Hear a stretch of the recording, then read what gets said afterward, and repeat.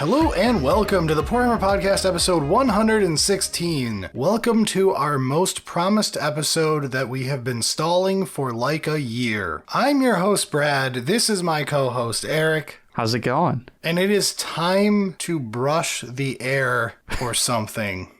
So without any further ado, let's learn everything there is to know about airbrushing, but not really because I'll miss half of the things I wanted to say and think about them again later and be sad. Sounds good.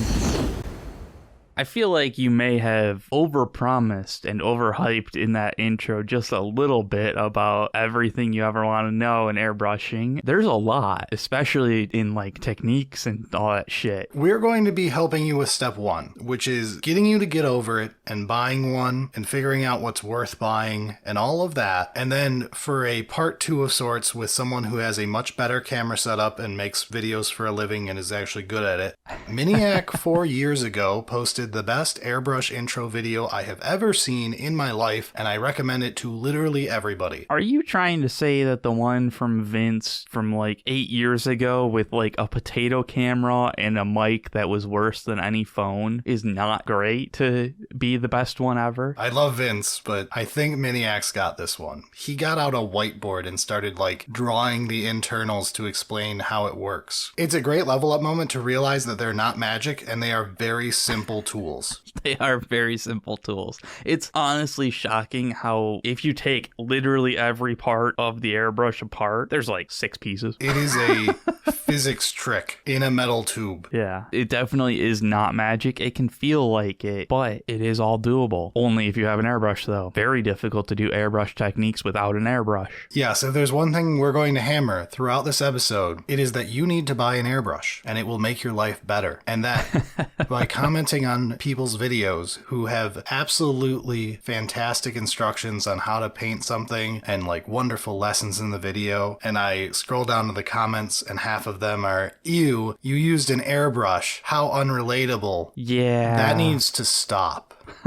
So we'll get more granular on like the specific airbrushes and stuff like that. But like before we get into it, cost isn't that big of a hurdle to get into it and at least try. But you can spend like half of $1,000 if you really want to. And that's what people tend to like assume is how you start. It is not. No, realistically, you should not start with those expensive ones. But like you can spend the price of a character on a cheap ass airbrush compressor tester thing to figure things out. I do have a less than stellar review of the one Eric is talking about, but it's still good for a demo to make you realize that you want an airbrush if you're okay with wasting the money once. And I was happy to use it as a learning tool kind of thing. But I guess we should get the very basics of like what the airbrush is, what you actually need, and what are like not necessary. Wait, before we get any further, I have to shout out the fact that we used our camera. I've spent the last like 8 weeks getting footage that is not super up close and cool like you want it to be, but it's the best we got. I'm new to this. I don't like cameras. They make me angry.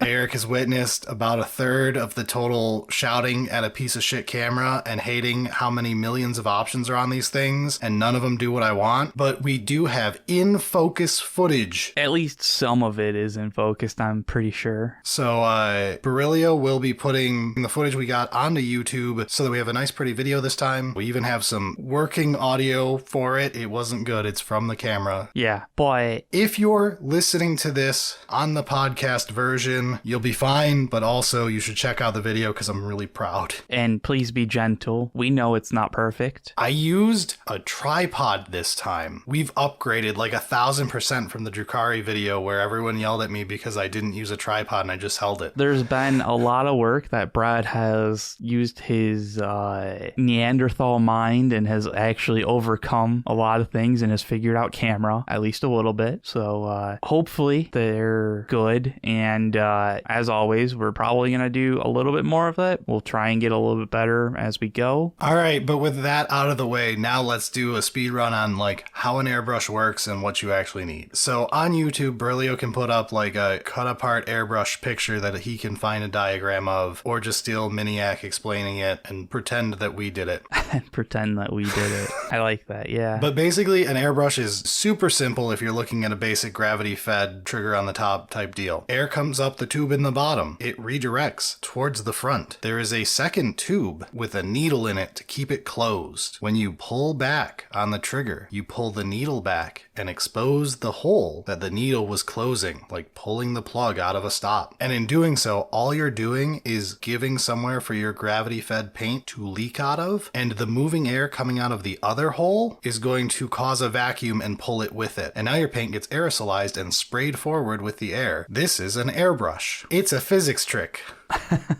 So the parts being the central tube needle, has like a tapered end so that as you pull the trigger back and expose more of the opening, more paint can go in it and atomize, or less depending on how it is. Then, like you said, there's the gravity fed part with the paint. That's just a pot. Gravity is basically what everybody uses for miniature stuff, but there are siphon ones. Yeah, siphon ones tend to be for like big projects, for like if you're painting a wall. Yeah. Then there's the trigger, which is the thing that looks like a button or a switch of some type, single, dual, or pistol. Which pistols are dual most of the time. I think basically everyone I've seen is a dual. It's a single motion. It just has the pistol, the first part of it is just air and then it hits a spot and now it's actually more of the paint kind of thing. So yeah, that basically is just dual, lets you adjust how much air and paint at the same time kind of thing. And then there's the connection for the hose that the air goes through and compresses. That's basically all there is. There's some springs and some stuff in there, like screws to tighten the needle in. But these are the basics of an airbrush, and it's pretty simple. I will say the higher end airbrushes tend to have a lot more parts for their special features and can make it look crazy when you pull it apart. But other than those, it is a very simple thing. You also need the compressor, the thing that actually adds the compressed air into that connection. And realistically, your compressor should have some type of tank, moisture trap, but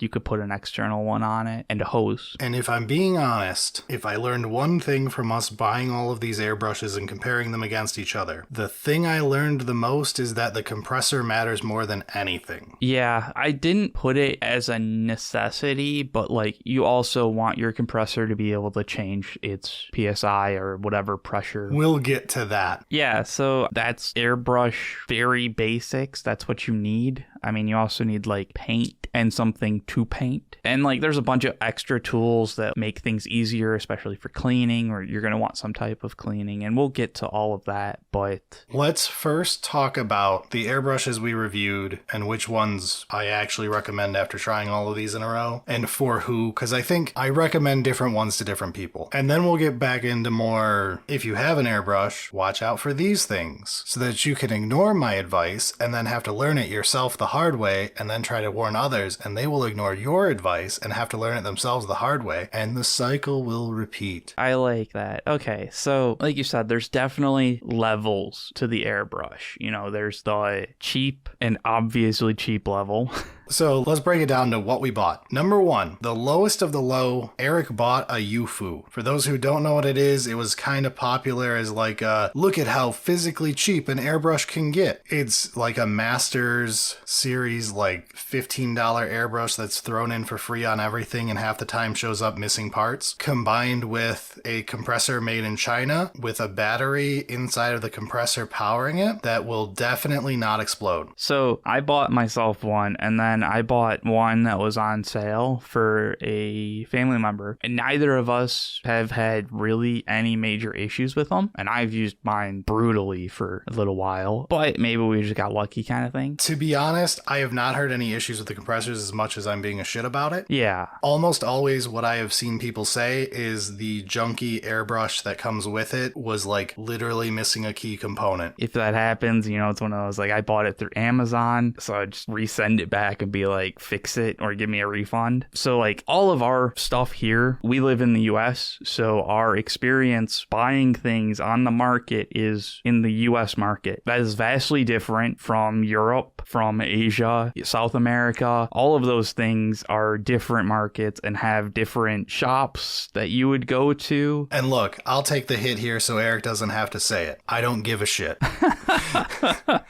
We're going to use US Amazon for most most of our things where we point people to. If you're in Europe, spoilers, the exact same airbrush will not exist at the same price in the UK or Europe. You'll have to figure out what your equivalent is. Luckily, we're smart enough to tell you why things are good, and you can look at things from an abstract standpoint and go, oh, this has the features they told me to look for. Yeah, there should be something similar in whatever market you have. Possibly it's more money, but try your best and do your part.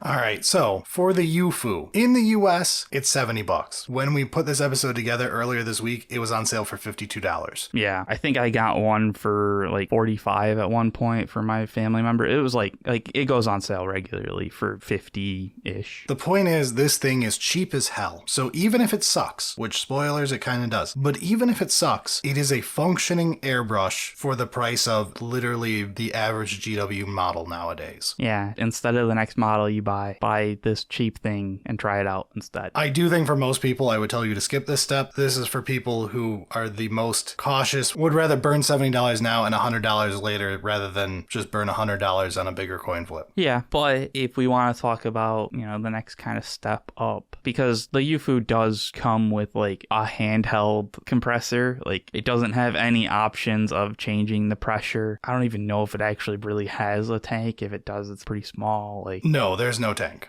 There's nothing to it. The next step up requires you to buy a compressor. Compressors, the ones I would recommend, are like $90-ish to $130. You can find your own compressor to a certain point. Like, it doesn't have to be a compressor for airbrushes. Don't say that. Don't say that. We'll get to that mistake. Holy God, I didn't think you had to say these things. All right. So the next step up, though, I would say is to grab a Neo, which in America, Hobby Lobby sells them for like $65, which is the cheapest I found from the big box stores. I think Amazon has it for like $70. Same difference. I'm just saying, like, Hobby Lobby is the cheapest one I found on the first page of Google. Yeah. The point is, the Neo is a fake Iowata. It is actually Chinese. It has a nice CN on the side to tell you that it's garbage. It is made for Iowata by whatever company. Well, I mean, most things that you buy are made, at least a large portion of it is made by another company and just given. Yes, but this one is literally the Neo for Iowata. You say garbage, but... No, I love it. I say it lovingly. In the same way that your average beater that you had throughout high school was garbage, but you love it. Yeah. This one has the potential for some longevity if you baby it. Yes. To be honest, it has the potential for longevity if you don't baby it. This is the airbrush that we bought as our test airbrush 4 years ago and has been through at least 3 households. We bought a new one for this review, and it was like unlocking memories of swearing at it my first week using an airbrush. It does a good job, and it has all of the base features of it's a dual trigger, gravity fed. It's going to teach you how to use an airbrush. Yes. And then the step up from there that we got is an Eclipse. This is my bog standard airbrush that I have used for the past 2.5, 3 years now. And it is the one that we've had at my brother's house as the town whore. The one at my brother's house, when we bought this new one for the show, we put duct tape around the end of the original. Yeah. I still used it because Eric took the new one weekend, so I used the old one for footage. So you'll see one with duct tape on the end when we have the footage on screen. That airbrush, it is primed probably 25,000 points. And then it is painted several thousand again. The thing has gotten more work put on it than any airbrush you are going to buy unless you are part of a large play group that all uses the same airbrush. It still works perfect. It was a little gummy. We did a full disassembly, washed everything with alcohol, cleaned it all out. I even went and put in, for the first time in 2 years, some oil to re-get the springiness back on the popping back up for the trigger. It came back to life and was just like new again. The thing will work forever. Before we bought the second one for the show, we bought it because this was running into some stickiness of it's been 2 years and we've painted a lot of models with it. It's probably about time to invest in a new one so that we can actually properly take care of it and all that shit. And then you guys spent some time and actually did the deep clean and then oiled it in the first time since it was assembled at the factory factory. Which I'm pretty sure the instructions tell you to do that, like, regularly. Oh yeah, I'm sure that they do.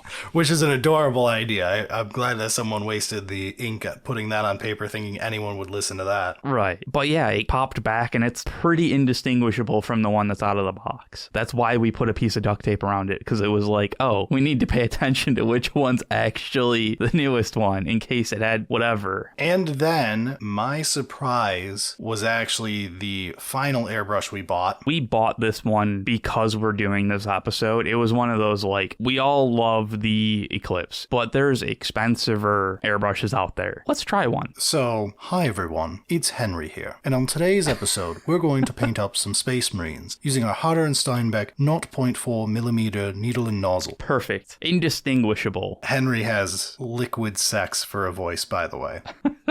If you ever hear me say this line, Henry, good lord, your voice just, ooh. But after listening to a billion intros from Cult of Paint, I was brainwashed into buying a Harder & Steenbeck. But I bought an Infinity, which costs $240 and ships all the way from Europe to America. It's not the most expensive airbrush, but it's, let's be honest, $240. That's fucking expensive, okay? It's the most expensive one I'm ever going to buy. Yeah. So this one was the shock for me. We'll get into it in the review proper, but I went in pessimistic. Same. We'll now go through each of these in increasing price and talk about their pros, their cons, their target audience, and who I would recommend them to. So let's start off with the YouFu, Eric's training wheels. Basically, that is what they are. The YouFu was a great training wheel. It was a great, like, I don't think I'm going to like this. I hate painting. Why am I going to spend a bunch of money on a fucking airbrush? So this was like, let's try it out. Let's see what's going on. It also made it so I had less of the decision paralysis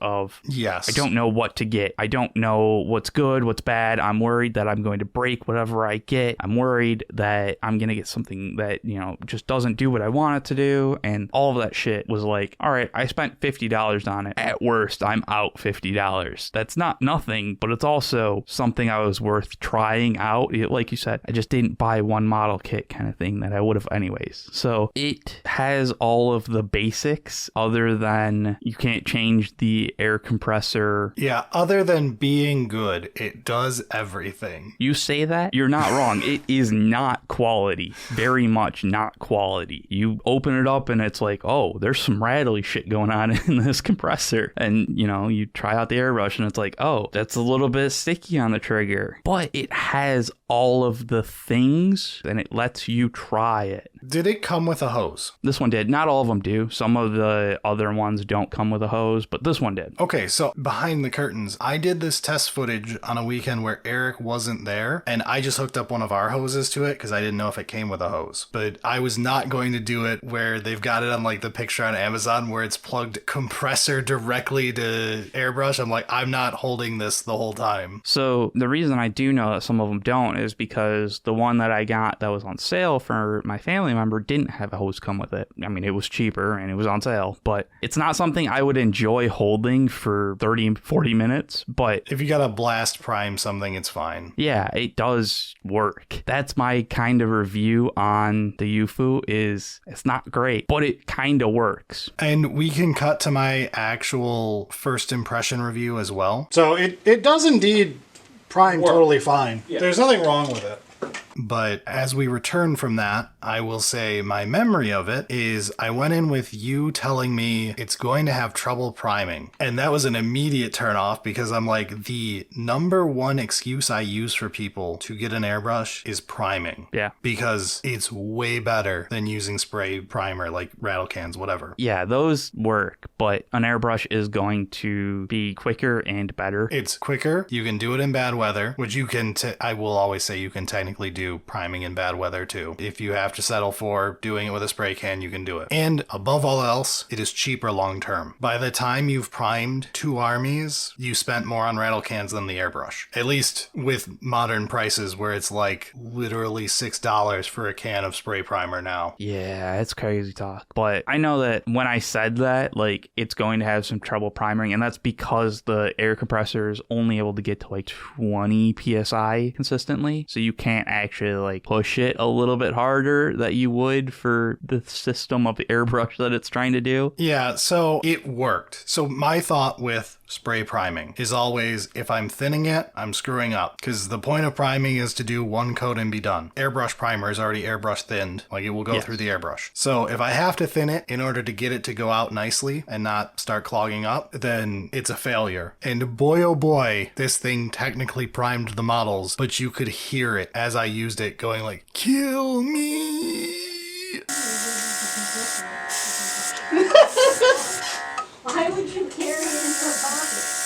The whole time it primes. And then I did some paint and it was okay. Like there was nothing really wrong with it then. And it's one of those, like, every time I would want to prime with it, it would get the job done, and then I'd have to actually like clean it. Like, let's take some shit apart and get the... Which I think gets into one of the key points that a lot of people ask is, how high do I set my variable compressor? For normal painting, 20 to 25 PSI would be my go-to. Yeah, it should be fine. When I'm priming, I jack it up to like 35 just so that I can guarantee it's not going to clog up and just let it go blast. The more PSI you use, the further away from the model you have the airbrush. Yeah, there are ranges that you should stay in, like less than 20, and you're probably going to have issues on consistency. More than 40, and you're going to try and break the fucking airbrush needle. I will warn you this, the YouFu is loud. Yes. The YouFu is the stereotype that where people are like, we had so many comments in our thread where we asked people for like, what are your concerns and questions for airbrushing? We had so many comments that were some variant of, I live in an apartment and I'm afraid they'll call the cops on me with how loud compressors are. People think of compressors like they think of the compressor you use to fill tires. Yeah. Not an airbrush compressor. The YouFu, while it has no power whatsoever and is barely capable of airbrush compressing, it's as loud can be. It is like 60 decibels, more or less. Like, is loud. Yeah, there are ways because it's small that you can like dampen certain things, but because it has to basically be on to have the pressure, there's no tank to like, oh, it's on for 20 seconds and then you're good for the next 3 minutes or 5 minutes or whatever. So it's not particularly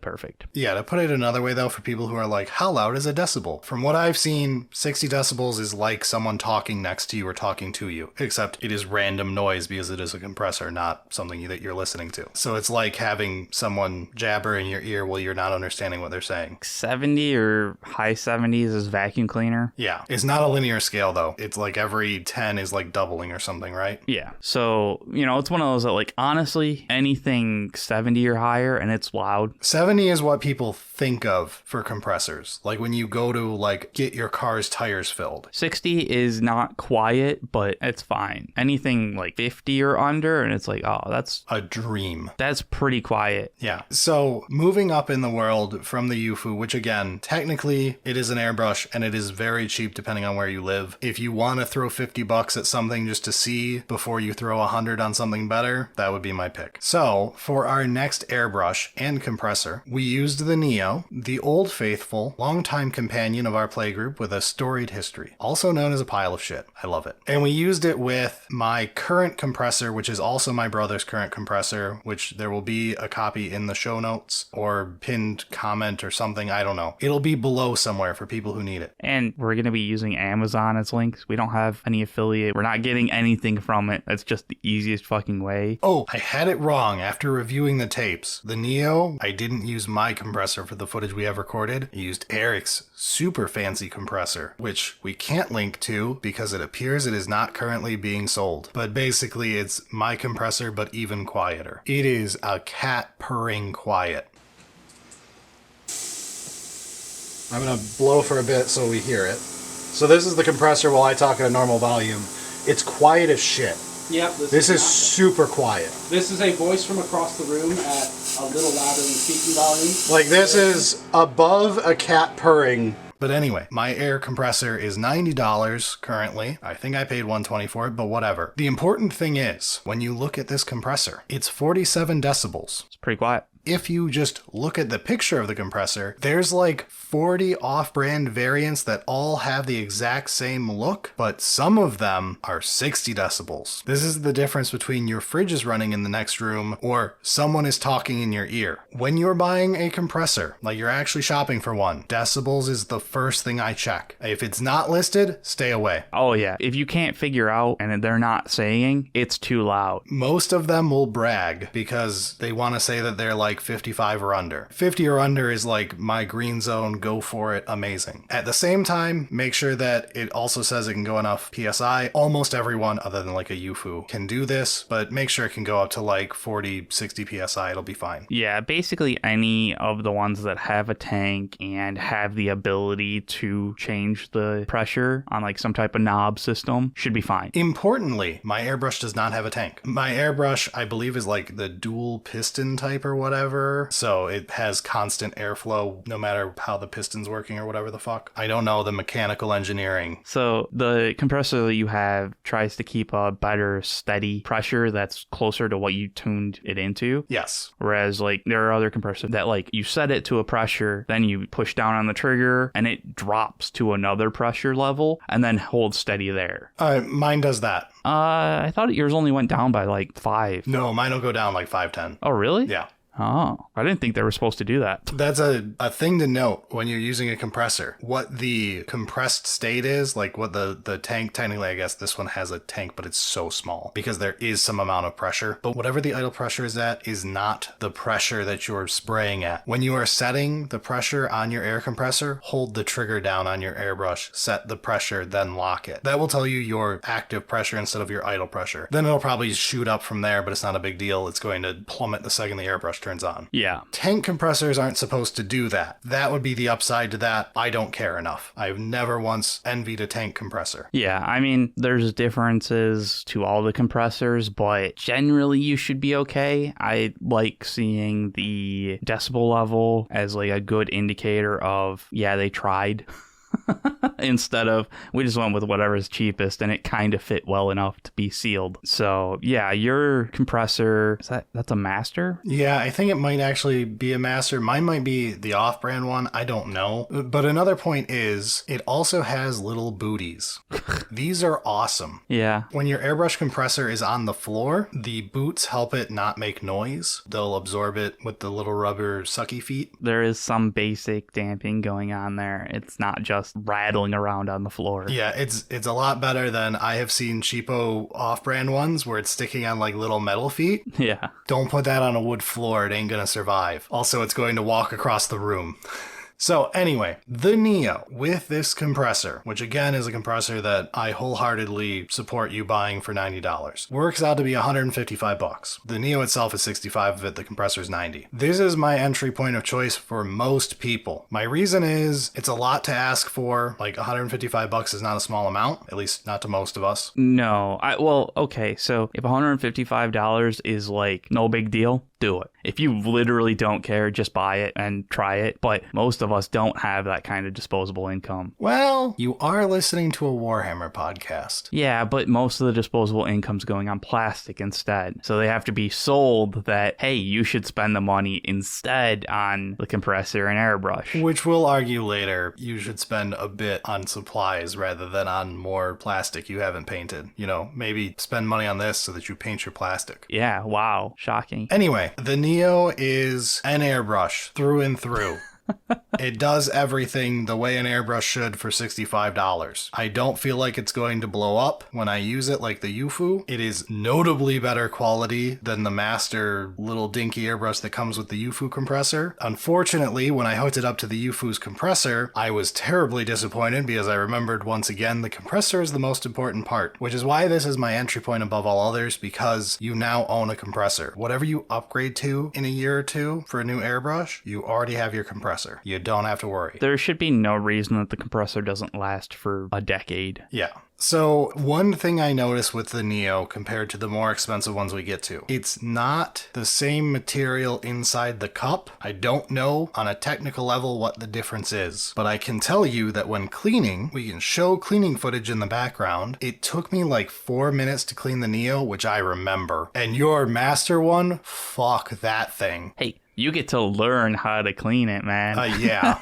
You're basically doing like a full disassembly to change colors. Not quite, but yeah. Whereas when we get to the Iowata proper and when we get to the Infinity, those are like almost exactly 2 minutes to clean between colors. If I'm doing like a full clean, like I'm changing from red to blue, not like, you know, my next thing in my highlight layer where I only halvesy clean it and then put the next color in. Yeah, the Neo definitely has more spots that paint seems to just stick to it. Yeah, the internals is clearly a different material because Yeah. the paint gets stuck to it easier and it is harder to scrape. But it's not uncleanable. You just have to actually, you know, put some cleaner through it. Yeah, and I will say this is more than likely where people get the notion that airbrushes take a long time to clean up. Right. It is just the downside of cheap airbrushes. They had to cut a corner somewhere to be half the price of others. Yeah, it has been noticeable that the cleanup is where, hey, you're going to have to spend a little bit more time in prep work, but it does all the jobs, and it's not quite as risky feeling as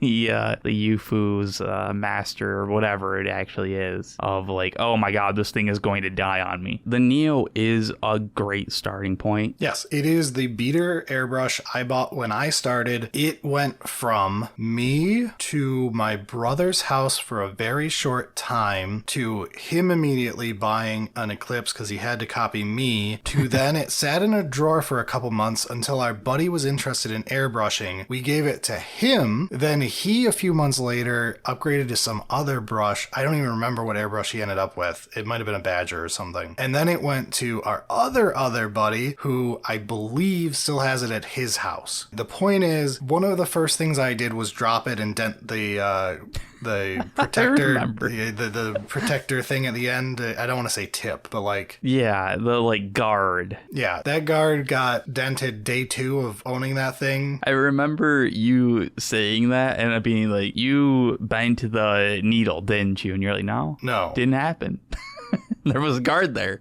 The cup is like absolutely ruined by this point. This thing has been drop kicked across houses. It has been thrown around, dropped on the floor, God knows how many times. It's a lot, and it still technically functions. Probably still better than Eric's master one that came with the YouFu. I'm not sure it's better at its current state, but I haven't seen it. I imagine that there's a way to like properly clean it, do like a full clean, give it the oil. Yeah, if we spent half an hour, yeah. Yeah, and like actually update it, probably would still be it would bounce back and be good. It is shocking how much it can withstand. And that's why I think it's just my default beater recommendation of like, learn on this, then go buy something fancy later when you want to reward yourself. So now we can move on to the Eclipse, which I did reward myself with personally. And this is what most of the armies, like after the initial, like, let's learn the basics, have been done with. If you see something other than my Necrons on this channel, it was likely painted with an Eclipse, at least in some amount. Yes. The Eclipse, after you use the Neo and you open the Eclipse and use it for 5 seconds, you immediately realize that it's a better airbrush. It's interesting because it's so similar in everything, just better. Yep. The Neo is literally a carbon copy of an Iowata, except a little bit cut around the corners. The Eclipse is just the good version. The Eclipse is, oh, we actually made the expensive thing, and then they were like, okay, we need something at a more entry level. And then we got the Neo. When I think of an airbrush, I think of an Eclipse. That is the silhouette, the everything. I could pull this thing apart and tell you where everything goes back together. I will always get the one little piece, the pivot point behind the trigger.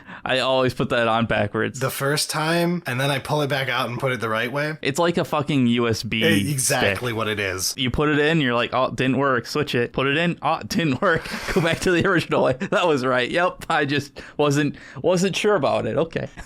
You'd think I'd get better after this long doing that, but nope, I still screw it up every time. Anyway, it is, in my opinion, a perfect purchase. If you have a big budget and you want to just go all out, I do not think you can go wrong with this product. No, but it is like $150. So like it is that and a compressor. With the compressor, you're starting like things are getting. We're talking $250 to start doing this, which is why I don't usually recommend it as a start. Because if you tell someone try this hobby hack, it's $250, they're gonna tell you to go fuck yourself. Yeah, especially because like the Eclipse will take a beating. Yes, my Eclipse, more importantly, my brother's Eclipse, the one that is in that basement, has probably been used for, on average, 3 hours a week for years. There's absolutely been times that it's sat with just paint in it because somebody forgot. Some would say that's about every other week when my brother is the last one on it and then goes, no, Brad was on it. Yeah, but it has bounced back, and especially like if you take the extra 30 minutes every year or whatever and put some oil in it. You could be better than us. You could do it every few times you use it. But it's not needed. It can hold up pretty well. At the same time, though, it's hard to say, hey, go buy this $150 thing to learn how to use it and how to clean it and take care of it and all that stuff, when you could just spend like $65 and get pretty close. Yeah. And not be quite as scared of breaking it, kind of thing. That's, to me, the important part, is buy the one where you won't have a panic attack when you drop it on the floor. And you go, you son of a bitch. That's the reaction you should have. You should not go, oh no, my investment. Oh no, I can't eat anymore. You've probably spent too much on an airbrush if that's your response. Yes. So, yeah, the Eclipse, like you said earlier, the Eclipse cleans just fucking quick, man. It is possibly the quickest out of all four of them that we've had on this. Granted, I have years of experience cleaning it, so maybe I'm low selling the Infinity here, because I've had that one for literal days. And I think we can move into the Infinity, but it's noticeably more expensive for us, so there's a certain amount of that like hesitation. Yes. That I need to be more careful with it. I need to spend more time and really like think things through, and like that is definitely adding time to the amount that we spend cleaning it and stuff like that, because like I mean it's $240, man.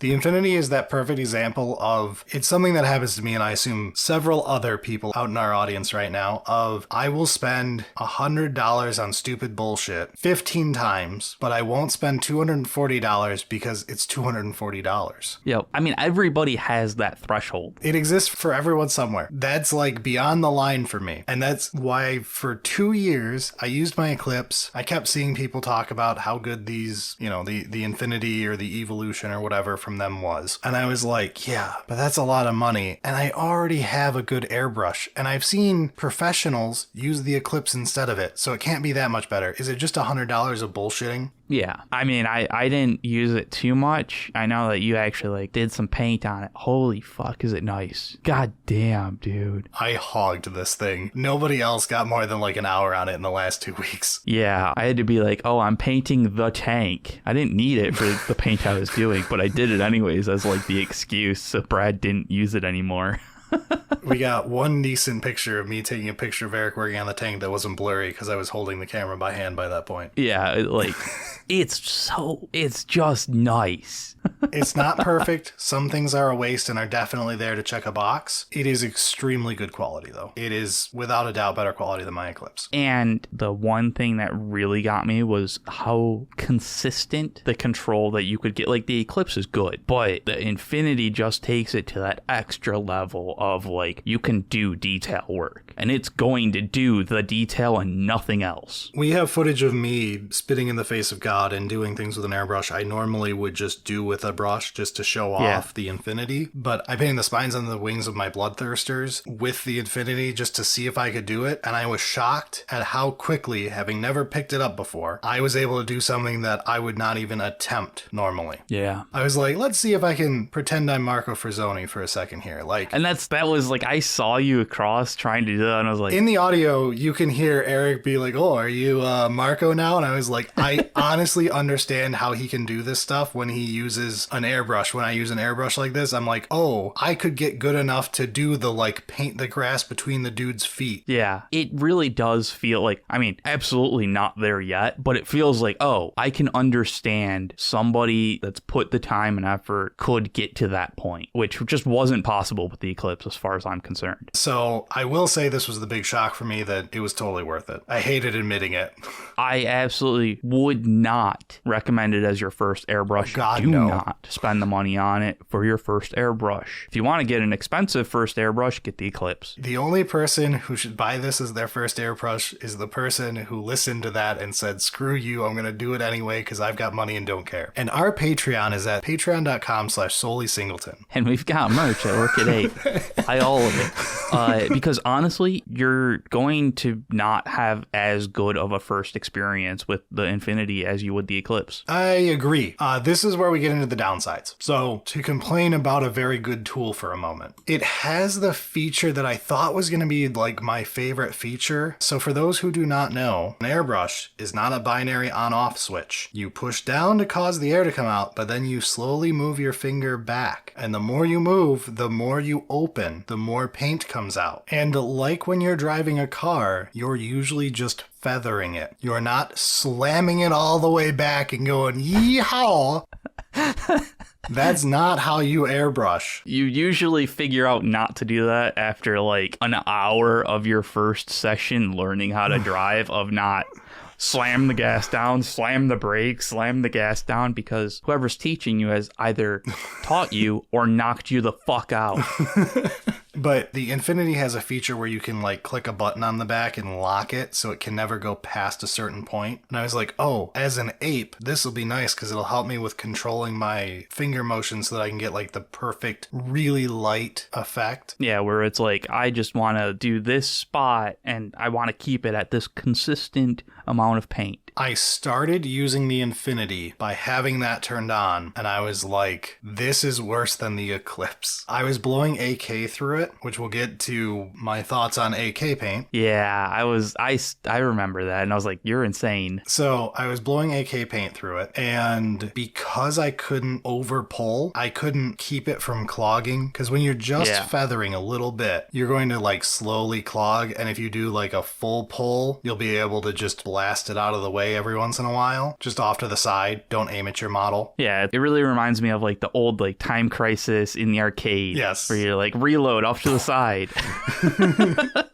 But I couldn't do it with the lock on there. And AK paints, I have learned, can be very fussy in an airbrush. It is one of the paints that almost actually ruined the airbrush that I had for a while. It's weird, but we'll get into AK. So after turning the feature of the lock off, my opinion of this airbrush improved dramatically.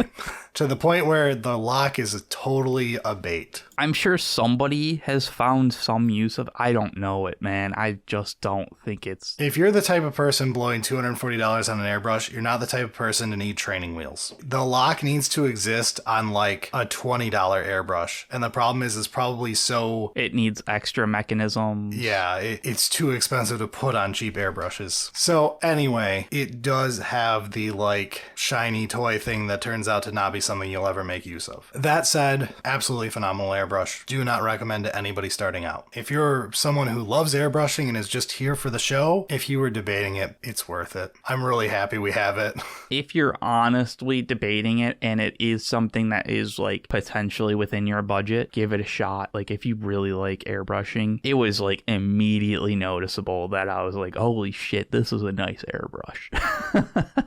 But it's the top end of what we've done. Like the Eclipse is still going to be the workhorse, I'm sure, for the majority of models that we do. I used the Eclipse again this week at my house because I didn't bring home the Infinity, so whatever. The main takeaway from this is the airbrush you can afford to drop on the ground is the airbrush you should start with. But also, every one of these airbrushes, no matter how expensive it is, can be dropped on the ground and you're not going to break it. It's not a China doll. It's okay. It is literally a steel tube. There are parts of airbrushes that are kind of delicate, particularly if you take the needle out of the airbrush. It's a thin pipe that you could bend if you fucking actually try and bend it. That said, you can buy replacement parts on Amazon for every airbrush brand. Do you know what a needle for an Eclipse costs? A part I have never had to replace on either of our Eclipses. Now we have 3 of them on any of our Eclipses. It's probably like $8. I think it's 11, but the point stands of like, it is not much.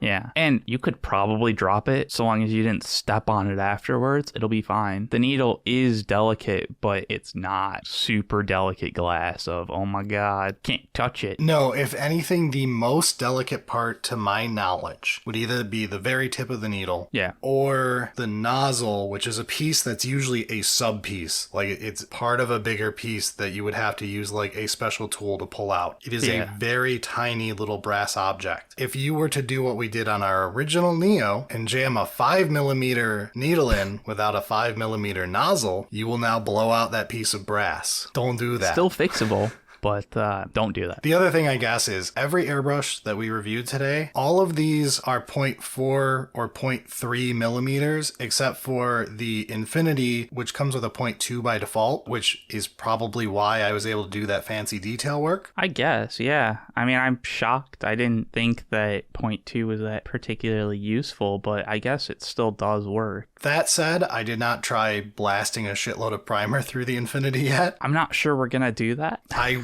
wouldn't tend to do that, but if I felt the need, I don't know if it would be much slower to prime stuff. From what I tested it out with, I think it would be slower. My general rule of thumb for most people is 0.3 to 0.4 is correct for you. 0.2 for fancy stuff seems to be a possible reason that the Infinity felt so good when I was doing that detail work, but I'm going to say 0.3 to 0.4 is the sweet spot. We have a 0.8 mil that's not part of this episode. We just have it. It's like a full pistol grip one. We bought it for priming, and then we were like, oh, it'll be so fast to get priming done with this. You know what else is fast? Just using your Eclipse. It doesn't matter. I'm just going to tell you that 0.3 and 0.4 are fine. Yeah, that's what we've basically used. So we can finally start talking about everything else. So obviously buying an airbrush isn't enough. You have to buy all this other crap. I kind of don't want to admit this because I'm going to get lectured by every mother in the audience, but I pulled a sneaky one on everybody. You see the Fume Hood that I'm spraying in on all of the footage? I thought of you, snarky commenter, going, but that's an extra $100 and something. The Fume Hood hasn't been used in years. No, the Fume Hood does get regularly used. When was the last time the Fume Hood was actually used with a vent? Oh, no, never. That's what a Fume Hood is. The fact that you put a fan on doesn't mean it's a Fume Hood. It has to vent to somewhere to be a Fume Hood. It still sucks it's fine. It's the same thing. No, it's not. But continue, because it doesn't matter for the use cases. It does not matter. The point is, the Fume Hood is a very fancy looking cardboard box in all of this footage. I never once turned the fan on for this footage. Also, for those of you who are debating buying one and are worried about like, I have nowhere to vent the Fume Hood. Spoilers. I also, as an experiment to show this off, the way our Fume Hood normally works, we do not pipe it out the window. We've never once done that. Probably should have in one scenario, but that's a story for a different day. We generally use acrylic paints. Yes, if you use acrylic paints, you don't have to worry. All we do on our Fume Hood is over the back pipe area. Instead of putting the pipe on, you grab some loose paper towel, put it around it, and slap some duct tape there. Yeah, basically. Then you just change it out every few months, or a year if you forgot for a while. Yeah. But anyway, to show off for this footage though, I didn't turn it on and then off footage because it took a while and I didn't want to record 5 hours of me priming. I tore the paper towel off of the back of the Fume Hood. I turned the Fume Hood on. I primed like 3,000 points of models. When it was done, I moved the Fume Hood and took pictures. They're a little blurry because I didn't use a stand and everyone's going to yell at me. But the point is, it's very clear to see that after like 5 hours of spraying primer directly directly at the back of it while it's running, there's a little bit of black dust on the little backsplash that's sitting behind it, and I just wiped my hand over it and it went away. That's because when you aerosolize the paint, it's drying in the air. It goes all the way through the fume hood area, dodges all of the webbing of the filter, goes past the fan blades, goes out the back, and it dried like halfway there already. This is why we hold the model only 12 inches away at most from the airbrush usually. Like, the paint is dry.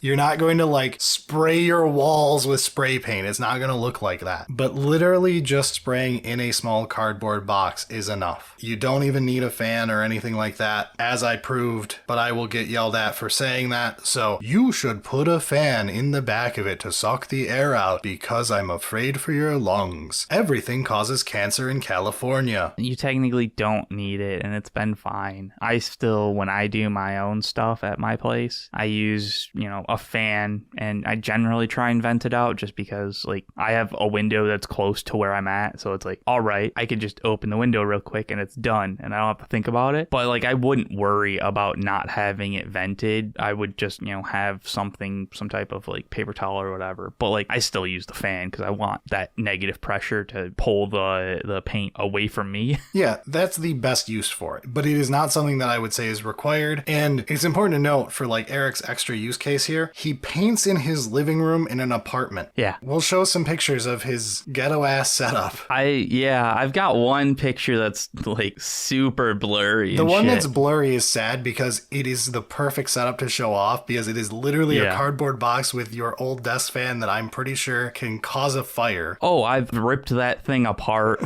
and reassembled it with other pieces. I know that fan. It's almost as old as we are. Probably, yeah. And it's gone through a lot of shit. But yeah, the worst thing that I would do is I'd just because I had a window literally right there, I'd just open it up and kind of put the fan facing towards the window-ish. And then every once in a while, I would toss the box a bit too hard when I was done with everything, and it would dent, and I'd be like, all right, I'll get another Amazon box from the thing. Cut a little hole out. New setup achieved.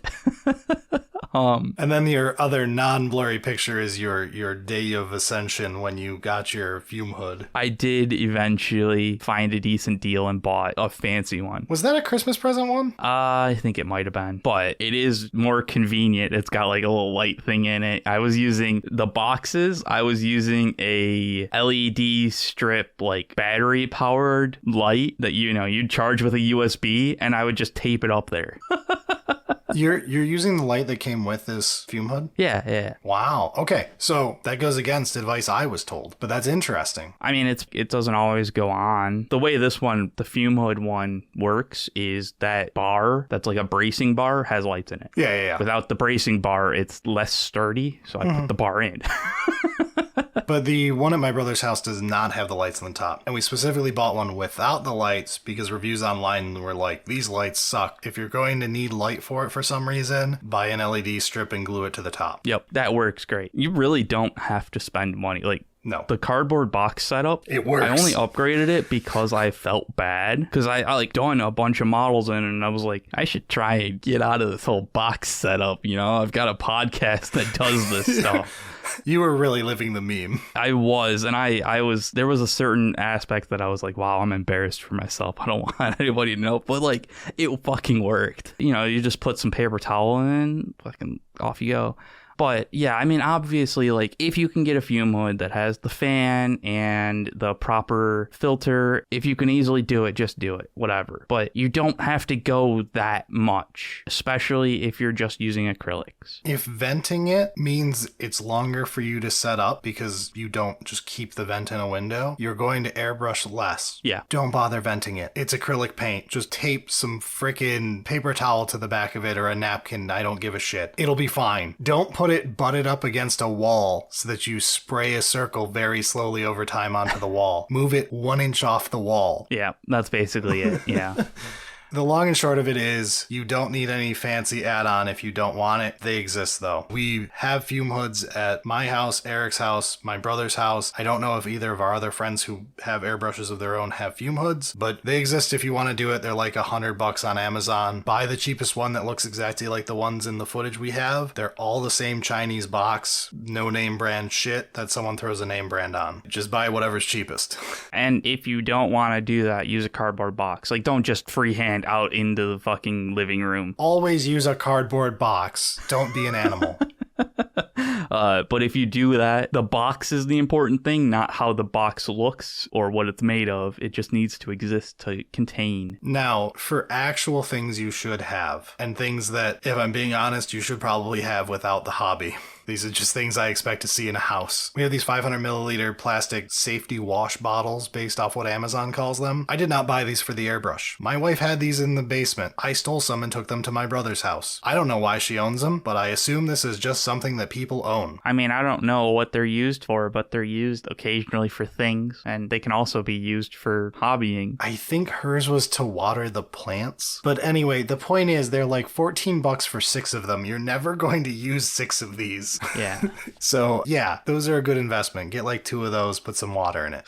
The other thing is buy isopropyl alcohol. You should already have this in your house. Isopropyl alcohol will absolutely destroy acrylic paint. Annihilate it. So whenever you see footage of me cleaning, I'm usually just using water between colors and stuff. At the end of the day, I will pour isopropyl alcohol into the cup, and then I will use the epoxy brush, we'll get to that in a second, to just scrape the sides with the brush to clean all the acrylic off that will be eaten away in milliseconds from the isopropyl. Then you can just dump the isopropyl into the same little tub that you're dumping your water into that you can then go dump down the sink. And then usually like rinse it with water. Yeah, always rinse water last. Don't just leave the alcohol on it. Yeah, don't leave your airbrush in alcohol like a psychopath. I've seen people do this. It's like one of the only ways to fuck up an airbrush. It will destroy the rubber of the O-rings inside of it. That said, we use isopropyl alcohol to deep clean our airbrush whenever we do that. It's not often. But whenever we have to clean the needle, you just put some isopropyl onto a paper towel and slowly run the needle down while pinching it. It'll wipe it off. If you have to soak a part in it for 5 minutes, so be it. Just don't leave it in there for like a month like I've seen some psychopaths do online and then complain their airbrush still doesn't work right when they keep it in isopropyl. Make sure to wash off the isopropyl alcohol, essentially. Yeah.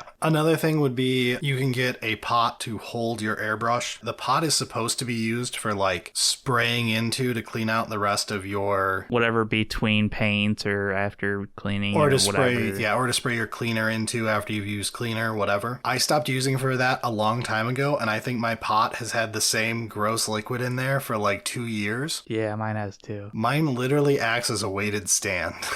It's a really nice stand. It's a nice weighted stand, right? And they were pretty cheap. It's like $15. I still think it's a nice thing to get if you don't have a stand for your airbrush. And it is nice to be able to just like at the end, you know, you put it in there and you're just like push whatever might have been left in there into this pot. I don't have to deal with it. But like it doesn't have to be fancy and used all the time. No. And that's where it's like the intended purpose is not why I recommend it. I just recommend it as a weighted stand. Back to the cleaning part, get some type of cotton swab or makeup cleaner thingy pads. Do you know what they're called? Cotton swab pads. Also Q-tips. Both of them are good. Get both. You should own these in your house anyway. Oh, I think makeup pads they get called sometimes. Yeah, they're really nice when you're cleaning with alcohol or water or even of just like... They're also really nice for when you cut yourself in your garage and you need to go inside and put something on it.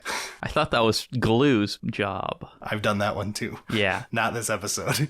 So, Airbrush Thinner, for those wondering, you can thin with water. It will not explode or anything, but I just use Airbrush Thinner from Vallejo. It's cheap as dirt. It's Airbrush Thinner. I also have Airbrush Cleaner. Isopropyl is the nuclear option. Airbrush Cleaner tends to be my in-between of just spritz it with some water and I want to give it a 2-second clean. Yeah. I like having it around. I think my one giant jug just ran out after literal 2 years, and I think it was like $10. sucks. So like grab an airbrush cleaner. My order of operations is water. Do you need it cleaner? Airbrush cleaner. Do you need to go nuclear before you're done for the day? Alcohol. The thing with the water is like everybody has different water. If your water is like Some of us don't get to have water. true. If your water has like a bunch of minerals in it because it's like a well or something like that, might be a good idea to get some distilled water. The other thing is rubbly gloves. Rubbly gloves? Rubbly gloves. I think this is entirely optional and you guys are pathetic. No. I agree with you, Eric. These are like literal dollars for a pack of like 100. I do not wear them because I'm afraid of getting acrylic paint on my hand. I am not a silly person. I'd paint on my hand to test my paint. Right. I wear it on my hand because I have greasy fucking mitts. Ah, yeah. And when I'm molesting a model while I'm using wet paint on it, I would rather have the rubbly glove. So nitrile gloves are a really nice one for holding the model with and spraying. Technically, if you're really afraid of ruining your perfect skincare, it can help for that. More than anything, I use it to protect my models from me. All right, that makes more sense. But also it's nice because like if I'm priming, primer sucks to scrub out of your skin afterwards. It is not that bad. You just have to make sure not to let it just sit there for an hour and a half afterwards and be like, eh. Yeah, but usually I'm priming for like 2 hours at once doing like a whole freaking army. Yeah, but like as you're adding more paint, it's keeping it like wet still. You know? No, it's not. That's not how it works. That's not how it works. Okay.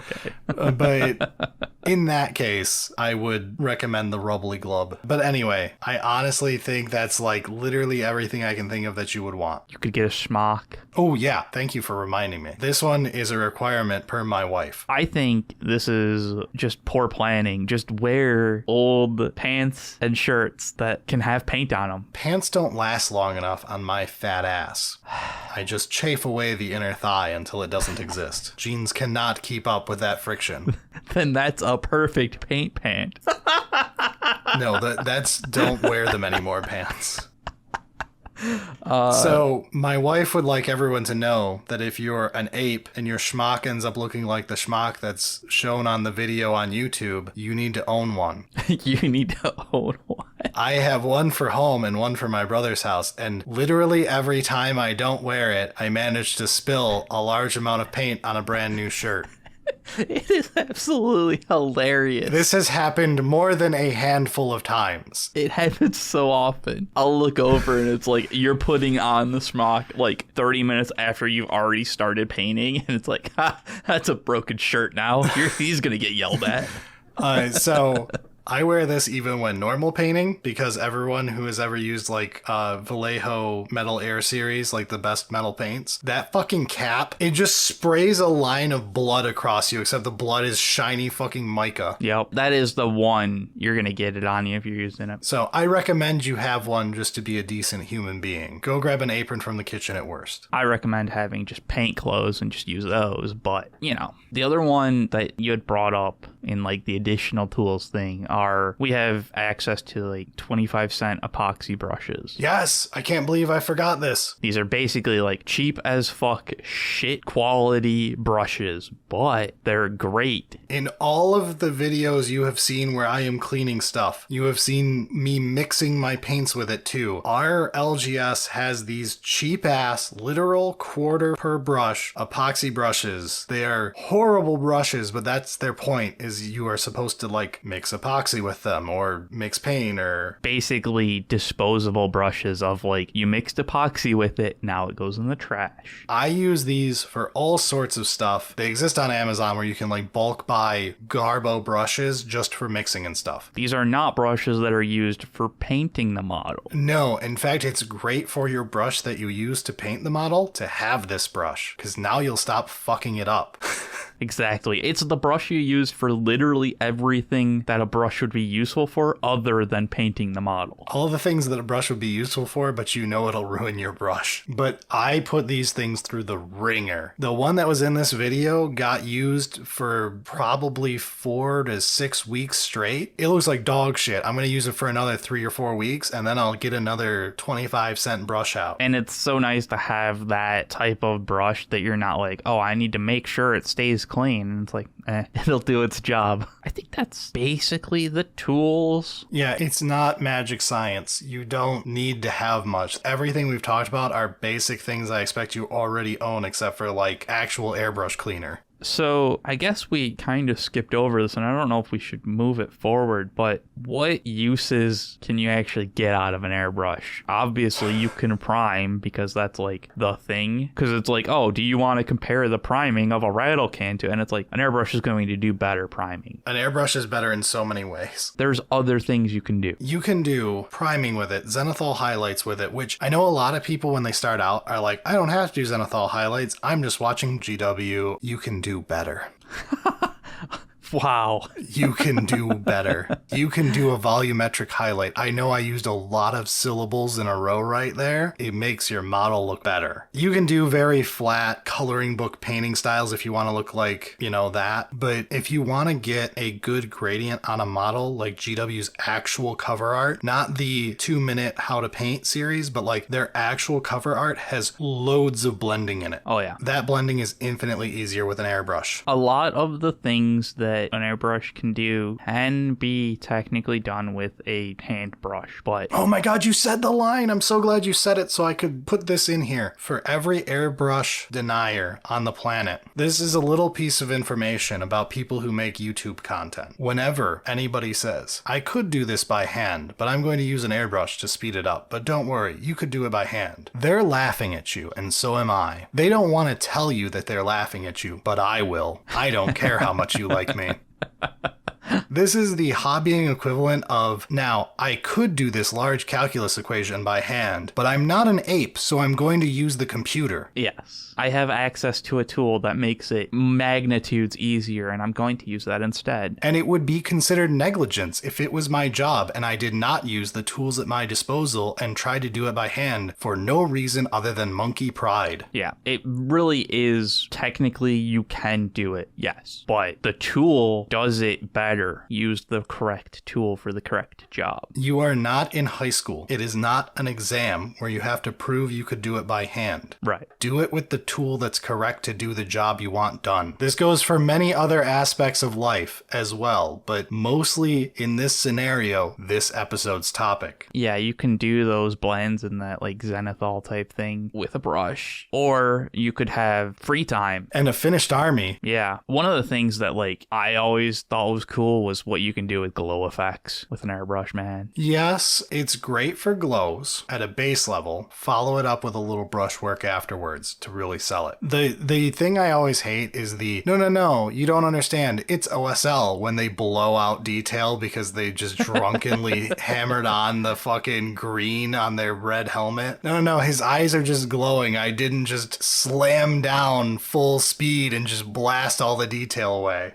A light touch to get a glow effect of OSL that you then reaffirm with some highlights with a brush. That's how you do it. A decent amount of things with the airbrush are that style of do a portion of it with this tool of the airbrush, and then you can go back and do some real fine detail work with a brush and have saved yourself hours of tedium and have a better end result. But generally, it's just if you can paint it by hand, you could do it quicker and easier with an airbrush. Exceptions being edge highlights and freehand, I guess. Although even there, the airbrush is useful in certain ways. It's just then you'll go through and actually do your final stuff. The one thing of doing dry brushing, that's a technique that is specific to dry brushing. It goes really well with airbrushing though. Yeah, dry brushing and airbrushing, honestly, for people like me, I fucking suck at detail work. I've never been good at using a brush. I'm just not a good painter. I fail as soon as we get past the stages of the airbrush and the dry brush. But with that combination, from a foot or two away, you'll be like, damn, your army looks pretty good. Look at the beautiful contrast between your high points, your dark points. Ooh, I see the detail work there was brought out. I can see shaded parts because you used an oil wash. It's like, I can do all of that level. But then when it goes like, now we're going to go in with a brush and for the next 6 hours, we're going to paint this man's face.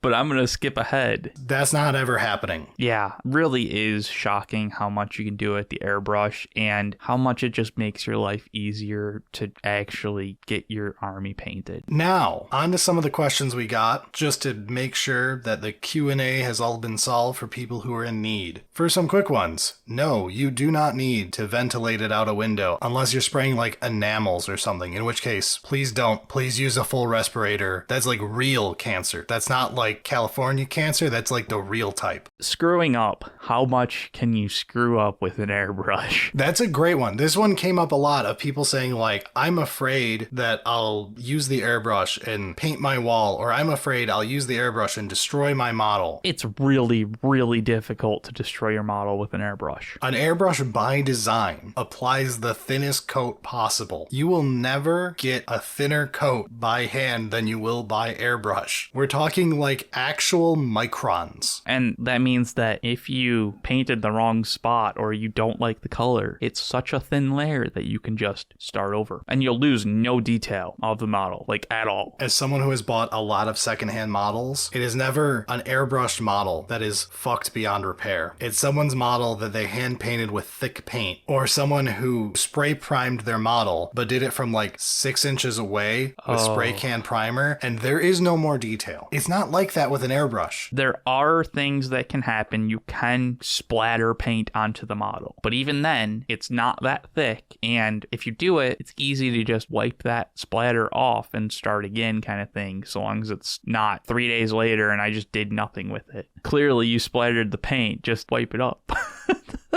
While it's still there, man. While we're on the subject of spray cans and ventilation, I think they're the cause of a lot of people thinking you need to vent your airbrush. There is a fundamental difference with how an air compressor works and how a spray can works. Those use, I don't think it's technically CFCs anymore. Now they use propellants, which are still like a gas. But the point is, it's still something that you don't want to breathe. Yeah. It's flammable. It's a lot of bad things. And that's why we tell you to only spray outside, so you don't blow the house up when you find the one that's hyper flammable. Yeah, most of them are pretty flammable just because like how the pressure of those propellants generally work, but the paint coming out of a spray can is not why you have to ventilate them. When it comes to an airbrush, you're just moving air. The spray cans don't use compressed air because they would fizzle out super quick. They use the propellant so that they can get a steady stream for much longer. With an airbrush, you're just applying electricity to the problem, so you can constantly get more air by just compressing more air. A rattle can that would not use that and just like have actual pressure be fucking huge.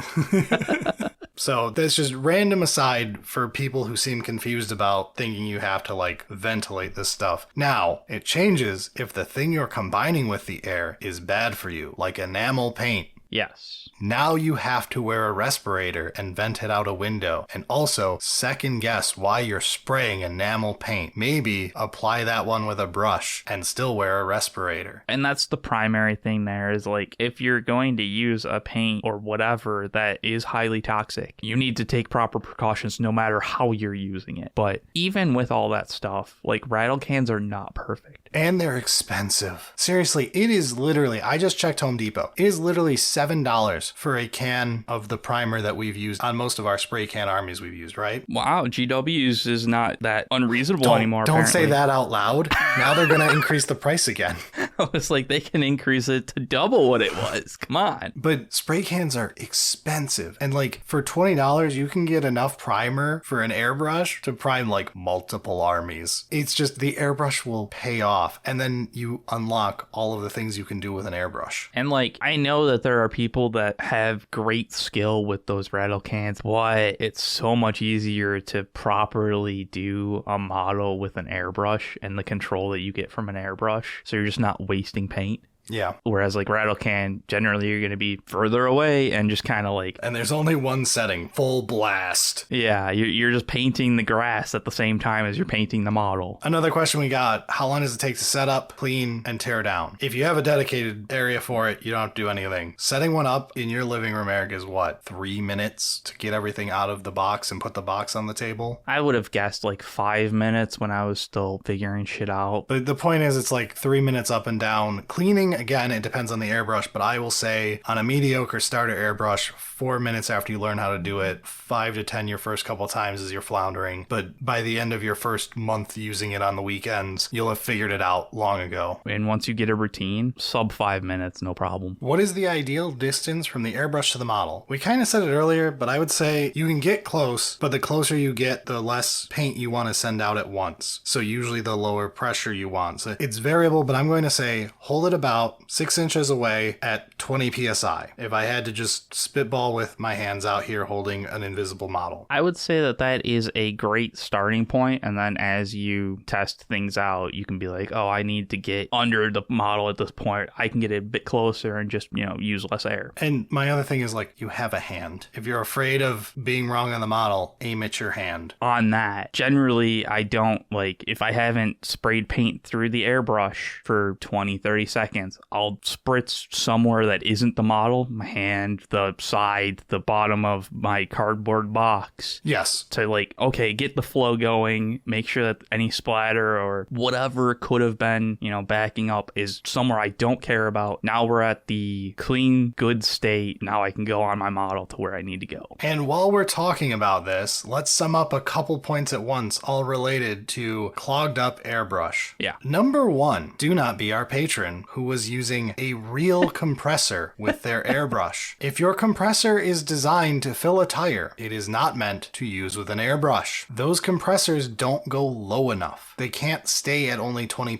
psi. They're meant to be jacked up to 60 or higher. A lot of them actually will tell you their lower limit is actually 40 internally. Yeah, I was some of them should be fine, but you do kind of want a smaller compressor, not the tire. So yeah, don't buy an industrial compressor. Buy one that is meant for low PSIs. We work in the 20-30 spectrum usually. Maybe you go up to 40, I don't know. But not the giant compressor you have to wheel in the room. Didn't think I had to give that lesson, but apparently I do. Another one is push down, pull back, push forward, let go up. It is not push down and pull back together and then let go like an animal. That's why you clog up an airbrush. Yeah, you gotta have air continually going through as you've closed off the paint, so whatever paint was left in that area, that chamber, that vacuum chamber, is fully pushed out. Yes, you want to make sure that you eject all of the paint out of the vacuum chamber, which is the little place where they mix at the front to spray out. So that means you need the air still running when there is no paint coming into the chamber. That is why it's very important when you are done with the stream of paint, you go back forward while still holding down, then you let off the trigger. Yep. It is a down, back, forward, up. It is an L shape every time. Do not shortcut diagonally. That's why you clogged your airbrush. If you don't push air through after you've closed off the paint going to it, it will clog. Also, Miniac covers this on his video, but there is 2 famous things that can go wrong with an airbrush. You will either get spider webbing or you will get flecking, which is where you get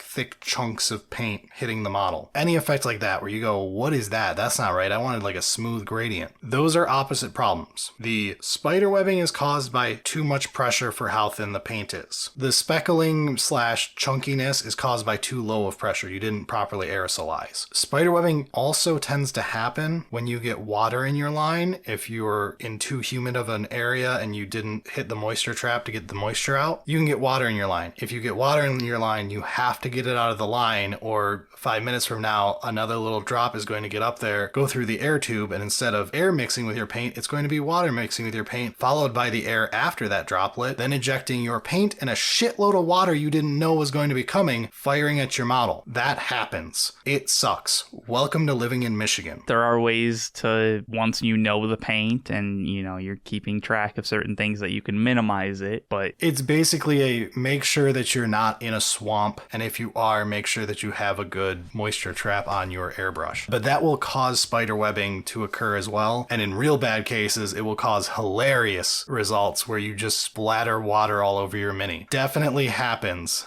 done that, and it is an immediate panic of holy fuck, what the hell just happened? And then it's a lot of anger, especially if you were doing some beautiful detail work and just all of a sudden someone just sprayed water all over your Mini. All fixable. You haven't ruined the model. You can repaint things. Yeah, it's just unfortunate. It's a problem with whenever it's super high humidity, these things happen. There's a ton of moisture in the air. You then compress it. You compress it and cause water to occur. One way to avoid this, I know it's a stupid thing to say, is make sure your air conditioner is running. Air conditioners remove moisture from the air. And when you have gross, hot, swampy air, Yeah, does the whole conditioning of the air to be a more uniform. I am half convinced half of the problems I hear with people being like, airbrushes are a pain in the ass, I keep on getting problems like that one, are because British people refuse to use the air conditioner because they didn't invent it. I was just gonna say, you know what is gonna be difficult for some of those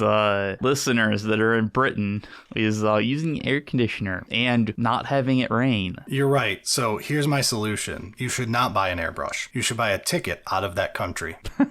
Move somewhere that has electricity. The other thing is, like, the airbrush is a tool and it's going to need you to learn how to use it. It is a new skill set. There's a lot of overlap of how paints act. Like, if you're doing blending and stuff like that, the paint is still the paint. But how to use the airbrush does take time. And the first time you use it, you're probably not going to be particularly excited with the outcome. Gain the skills, and that takes time. And like, there's tons of videos out there by people that are like, hey, here's how you do these things. Borrelio on YouTube, show Eric's first model that was painted primarily using an airbrush and then some dry brushing for the final layers. A fucking ape could do this. I'm an ape. I can do this. It is a new skill that you need to learn, but it's nowhere near as difficult, at least to get a good result, as brushing and proper brush control and all that shit. For car people in the audience, this is like complaining about replacing your air filter.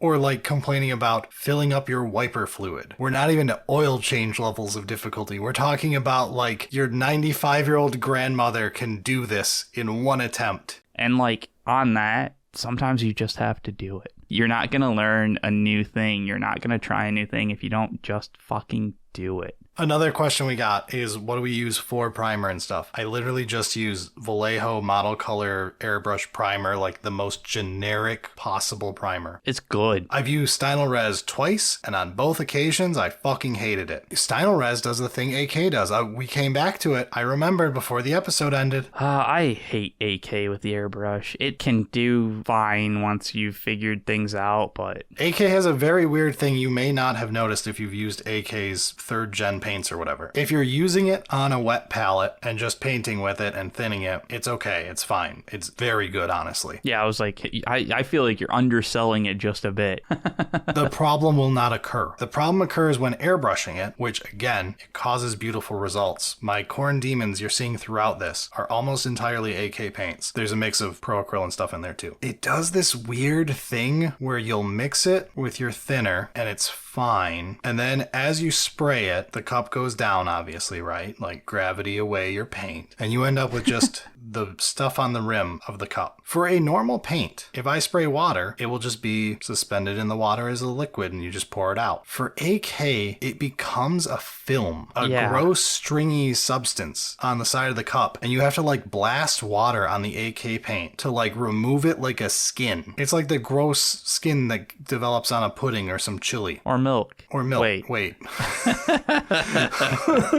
I love that we had the same one. Yeah, it's like, I remember college.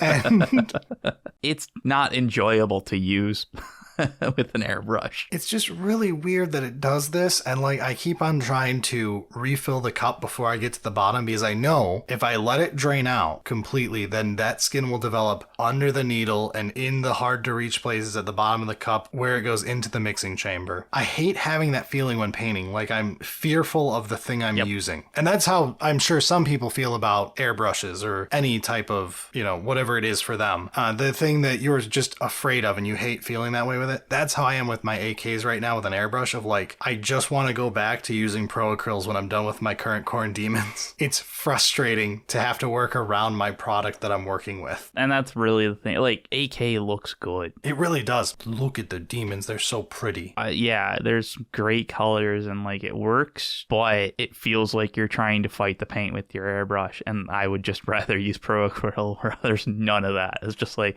yep, off we go to paint. That said, any normal acrylic paint that you would use on a model will work through an airbrush if you apply Airbrush Thinner to it. Some brands need more, some need less. And it also depends a little bit on your airbrush. My YouFu needs to be thinned. Yeah, that one needs a little more. Especially when I'm using that compressor, but you'll kind of figure out like how much thinning you need to use your paint with your airbrush, but like all those acrylics work.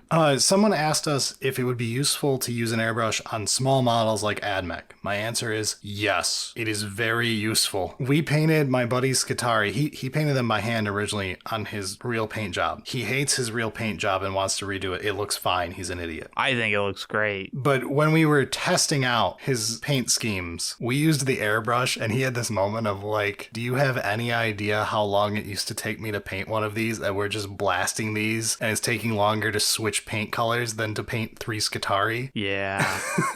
It was definitely one of those where he was like, I could just redo the entire army. And it was like, dude, it looks good as it is. I will say for smaller minis and stuff like AdMech, like if I was painting a Skitari right now, a Ranger with a hood, I could paint the entire metal portion and then paint the cloak after doing some practice. And again, you don't screw up the models you practice on, just paint over them again. We're talking like literal microns. You will not know a model has been painted 50 times with an airbrush. Even the most fiddly bits and pieces and whatever, it doesn't matter, man. The detail will still be there. But I would prime it black, paint the metal with the metal because metal will overwrite everything. And then I would paint the coat. And if I just aimed properly, I could get so close and only get a little coverage over my metal or something, or end up with like a little around the metal portions that I didn't hit. And then I could just go in with a brush for like literally less than 1 minute per model and clean up those portions, throw a wash on the model, and you're good. And like, we're talking like using the Eclipse that you're normally used to. Yeah, my normal airbrush. Not the holy shit, we've unlocked the new level of the Harder and Steenbeck. No. I assume that you could do dirty things, but I'm just talking like at a pure basic painting a model quick. There is no model I can think of where I'm like, oh god, I wouldn't airbrush this. All of my Drukari were airbrushed first before I started using contrast paints on them. I mean, it does depend a bit on like how you want to paint it and like what you want to do, but like, I mean, there's a lot of options with your blends and your zenithols and all that shit, man. Like, even on small models. Obviously, they're great on those big sweeping edges that are like a tank or whatever. Fuck yeah, go wild. It's gonna be nice. Another one that people were saying was, I feel like I need a firmer grasp of painting with a brush before I move on to learning the airbrush. That's fucking bullshit. Yeah, I was like, I still don't know how to use a fucking paintbrush. You're not in high school. You're not having an exam next week where you're not allowed to use the airbrush. Yeah. Use the damn tool. It'll make life easier for you. You're literally making your life harder by not using a tool you have access to and then going, shit, I should have bought this 2 years ago. Oh my god, I'm looking at 5,000 points of models I didn't airbrush and spent months longer doing because of it. I do think that is one of those, like, talking to one of our playgroup members, he was basically like, if I could go back to day one, absolutely would have gotten an airbrush. Yeah, okay, so we have to call out one of our buddies who was a non-believer because he's just like that. Yep. And he finally test used an airbrush at my brother's house after we got set up, and he had to paint his second army, and we convinced him to use the airbrush just to like try it. And he had been complaining because we constantly tell him he needs to get an airbrush, and he complains about things that he shouldn't complain about because he should just own an airbrush. He used it for like, I want to say 20 minutes before, when he stopped to grab a new model, he's like, how much does one of these things cost? And like, It was the most him moment of like, oh shit, I was wrong. I was just complaining for no reason and you were all yelling at me. But yes, he sent us a meme that is at the bottom of our show notes from when we were talking about doing the airbrush episode. But it's the bird complaining and then eating the food and then loving it. This one is a good question. Someone has asked if they should use a respirator. I have one. I use it sometimes. More than anything, just get your standard mask that everyone who lived through 2020 has. Just wear that. It's good enough. You really don't need to get like a full-on painting respirator for this. A simple mask over your nose is enough to catch 95% of the particles from the airbrush, which is still just going to make you blow a weird color snot when you blow your nose later today. Yeah, I mean, like, if you have a respirator full type one and you want to use it, sure. Do you remember me using the respirator and taking it off in the summer? Yeah, that was funny. That's the grossest shit. I could take the respirator off and my fat ass, I would just flip it face down and it would drip. And our one buddy got so grossed out by me just taking this off and there being sitting sweat in it, just dribbling off of this thing. It was like literally pooled liquids of sweat. It was so disgusting, but like also hilarious. Fat guy moment.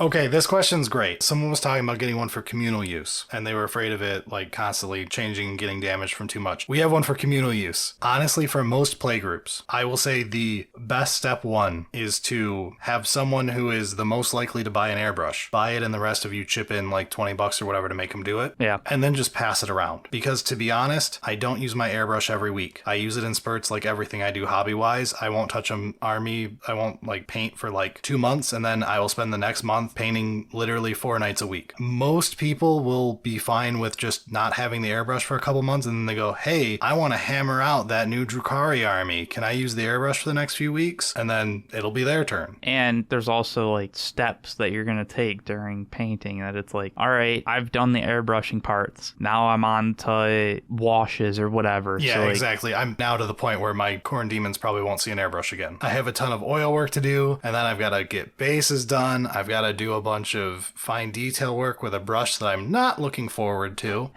Once you get past the first part of an army where you get 90% complete in 20% of the time, then it's time to get off the airbrush and start doing the hard part. Yeah. It absolutely should be fine to have enough time for your play group to pass it around as needed. The only thing is, like, keep in mind who your play group actually is. Some people don't take care of any of their tools, even the most minimal amount. You know, you'll have to figure that out on your own if you want to have that person borrow the airbrush. Some of your playgroup are liars and will blame other ones for not upkeeping it when it's them who's the problem. My brother name go here. Yeah. To permanently brick an airbrush, you have to try. But, like, there are some people that I swear they have to try to break all of their shit because everything's always broken. We have a friend who has had his phone run over by a car more than once. There's always one person in the playgroup. He ironically takes very good care of the airbrush. I'm just pointing out, like, that person exists for everybody. Oh, this is a great question, too. Are airbrush paints worth it from Vallejo, GW, Army Painter, etc.? Yes and no. They're not scams. They're essentially a thinner paint. Yeah, I mean, that's what they are. They are a thinner paint, not essentially. They just are. You're right. So technically, if you're like being real money grubby about it, you could be like, well, I got more thinner than I did paint in this $4 bottle of paint. If I bought thinner at this price per milliliter and I bought the normal paint at this price, obviously I'm saving 6.5%. On my 5,000th point of my army, I will have saved $1. This gets into like, there's nothing wrong with them. They're not scams. They are just pre-thinned paint. That could be a good thing for you. I don't purposely go out of my way to buy airbrush thin paints. I do go out of my way to buy Pro Acryl, which is a much thinner paint by default than most. It's just a runnier paint. It airbrushes better because of that with less thinner. So I guess you could argue it's like the halfway point to an airbrush paint. And like, if you're worried, try the airbrush paints. It'll make it so that it's more difficult to accidentally have it too thick and like cause issues. Too thick is the more likely one to cause you to gum something up and then be annoyed that you, like, if you're using GW, chances are you should throw the pot out and get a different brand. It's just not worth it, bro. Your time is worth more than this. It's sunk cost fallacy. Throw it out. I hate the fact that you're not wrong, but at the same time, like, you kind of are. Unless it's contrast paint. Contrast paint through an airbrush is magic bullshit. It's essentially just a transparent ink. Very useful. It's a real good way to do fancy shit. The first time you paint something pink with a white zenithal and you spray a yellow contrast paint at it and watch it turn the most vivid orange that paint never is. Yeah. You'll be like, oh god, I'm a wizard. There are certain things like that that feel just so good once you try it out. But airbrush paint specifically, like, you don't have to use it. You can just thin normal paint. None of the paints I use regularly are actually airbrush paints except for my random Vallejo airbrush paints that are randomly in the pile. Like, they just squirt out of the bottle thinner. It's not something I bought on purpose. It's something I bought. I guess except the metal line is technically an air line, but I buy that for dry brushing mostly. Yeah. So, yeah, don't worry about it too much. But I think that's probably about it. I'm sure that we've missed some questions. If you have more, question box is there somewhere. This was a quick 2-hour and 40-minute topic, Eric. I'm sure we missed something. Remember when you said that this is going to be the full airbrush guide? It's not, but we got close, I think. We did a good job. Barilla's gonna hate this. Oh yeah, especially because he's got all the video that he has to actually like sift through to find the spots that are actually worth putting in.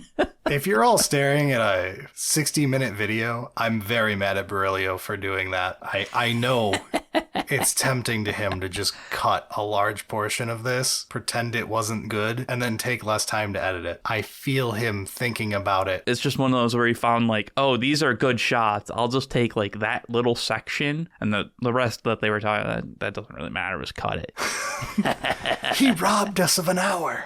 All right, we made it. We did. We can be done. Everybody, please thank Barilio for editing what is going to be a massive disaster that is like hundreds of gigs. There is a lot of video footage that I've already gone through just to narrow it down for him, and now he has to go through and make it look good on YouTube. Also, thank me, because working with cameras is hard. And then go to your other favorite YouTube channel who does live content with like in-focus cameras and lighting and timed shots and multiple angles, and thank their editor and whoever's shooting that shit, because I don't want to fucking do this. It's hard.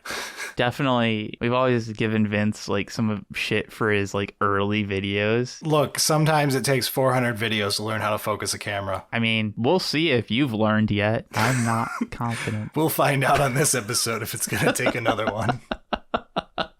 Also, I'm sorry I had to ruin the illusion for everybody and show my hands. I'm sorry I've ruined the VTuber Kayfabe. It's all over. You all know that I'm some fat white guy now. It's terrible. Yes, because we didn't know that before. Wait until you find out I'm also balding.